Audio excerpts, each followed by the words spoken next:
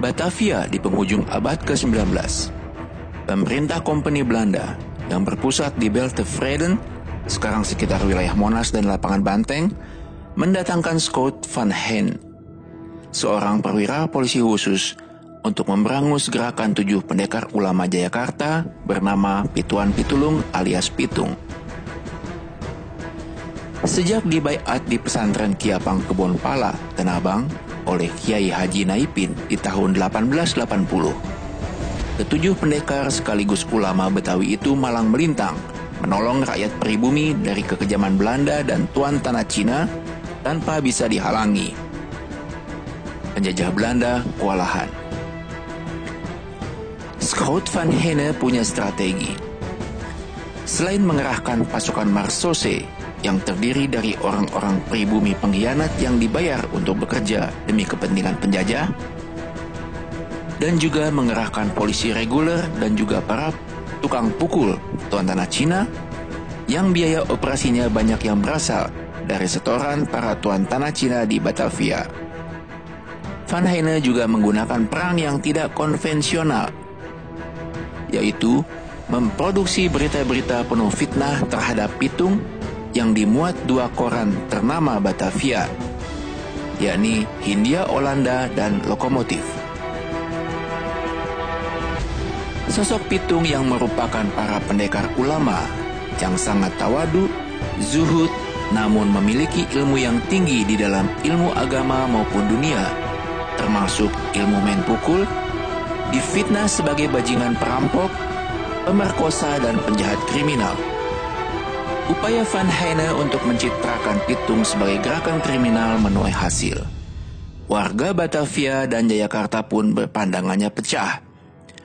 Ada yang percaya dan termakan tipu daya Van Heyne, namun ada pula yang tidak tertipu propaganda murahan itu. Jika dilihat latar belakang masing-masing kelompok, maka ada faktor-faktor yang menyebabkan mereka seperti itu. Pertama, kelompok yang termakan propaganda penjajah. Mereka adalah warga pribumi dan keturunan yang menurut terminologi Clifford Geertz sebagai abangan, yakni orang-orang yang jauh dari masjid dan hidupnya disibukkan dengan dunia saja. Bisa jadi, mereka secara resmi beragama Islam, namun kesehariannya jauh dari masjid dan Al-Quran. Mereka bergaul dengan sesama mereka, setiap hari sibuk membaca berita dari koran-koran resmi Batavia, media massa mainstream yang didukung rezim penguasa, yang sebenarnya berisi racun dan penuh dengan tipu daya, serta propaganda busuk. Media-media massa yang didukung penguasa inilah yang sepenuhnya berfungsi sebagai corong propaganda untuk melanggengkan penjajahan yang tengah berlangsung dan menipu para pembacanya. Kedua, kelompok yang tidak percaya propaganda penjajah. Mereka ini adalah kaum yang dekat dengan langgar dan masjid, yang suka mendengarkan pengajian dan khutbah dari para ulama, ustadz, kiai, dan sebagainya. Sebab itu, mereka tidak pernah percaya propaganda dari kaum penjajah. Terlebih lagi mereka yang tengah berkuasa adalah para kafirin. Kaum seperti ini adalah kaum yang tercerahkan, yang kritis dan mampu menilai situasi kondisi bangsa dengan jernih. Karena mereka jauh dari corong propaganda kaum penguasa yang kebanyakan berisi hoax. Tahun berganti, sejarah pun berjalan, masyarakat tetap terbelah. Kondisi warga Jayakarta dan Batavia di penghujung abad ke-19 masih kental terasa.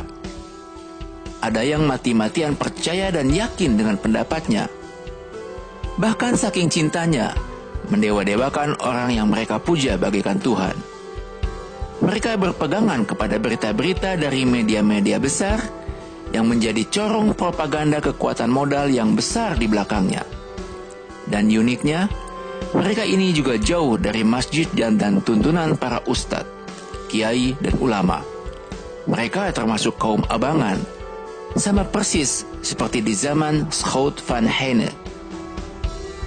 Sedangkan kelompok masyarakat yang kritis sekarang ini juga dekat dengan masjid dan para ulama.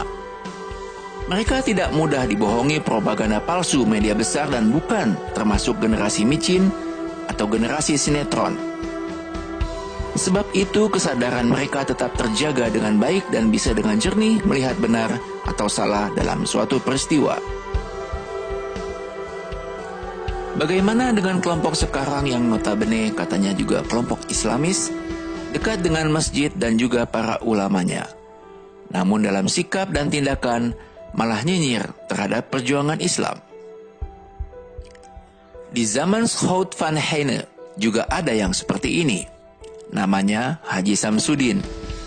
Ini haji pendatang, bukan warga asli Jayakarta yang kaya raya, hasil dari usahanya yang banyak menyusahkan rakyat. Samsudin, walau bergelar haji, namun dia menjadi sekutu bagi tuan tanah Cina dan penjajah Belanda. Bahkan dia menjadi penasehat penguasa.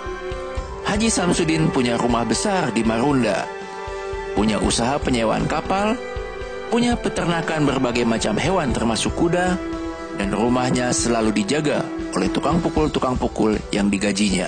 Suatu hari, ketujuh pendekar pitung yang menyamar sebagai rombongan Demang Bekasi mendatangi rumah Haji Samsudin. Dengan tipu muslihat, pitung berhasil memperdaya Haji Samsudin dan membawa semua harta bendanya, yang kemudian dibagikan oleh pitung kepada rakyat jelata yang ditemuinya di sepanjang jalan sampai habis. Harta benda Haji Samsudin berasal dari pemerasan yang dilakukannya terhadap rakyat kecil. Oleh pitung, harta itu dikembalikan kepada rakyat kecil lagi. Akhirnya Haji Samsudin sadar dan kemudian bergabung dengan gerakan pitung. Rumah Haji Samsudin tersebut sekarang ini kadung disebut sebagai rumah pitung di Marunda. Padahal itu bukan rumah ketujuh pendekar pitung. L'histoire se répète. Sejarah selalu berulang. Dan hari ini kita menyaksikan pengulangan sejarah. Kini ada yang disebut sebagai kelompok IQ 200 sekolah. Mereka terang-terangan memusuhi para ulama, ustadz, dan perjuangan umat Islam. Sama seperti kelompoknya Schout van Heine. Dan uniknya, Habib Rizik, tokoh sentral yang mereka musuhi, ternyata juga keturunan keluarga besar pitung. Sejarah terus berulang, dengan nama yang beda, namun polanya sama.